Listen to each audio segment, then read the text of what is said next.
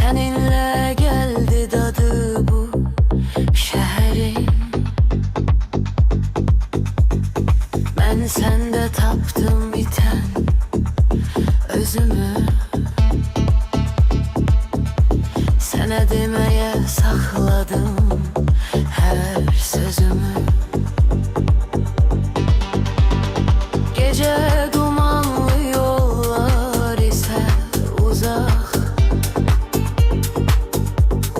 Gel biz bu eşkle bir tongal kala. Sen yansan mənə, mən donsam sənə. Ömür pay versin bugünü ise. Sen benim sol yanım, en derin yaram.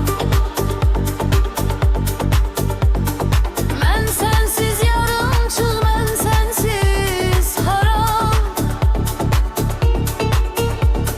Adın dudağımda en şirin nakış. Seninle güzeldir her çoğun her kış. Sen benim dünyam, tek sen benimle. Ruhumu okşa sen, tek bir kelimenle. Ne vaxt ki darıksam, kalbine bak sen. Orada bir mən varam, bir de tekçe sen.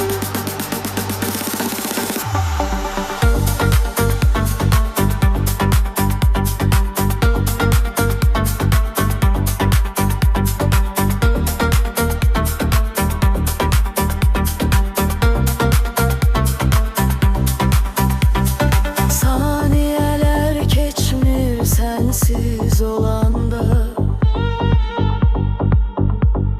Zamanda dayanıp sanki bu anda. Gözlerin aynadır, baktıkça doyuyor.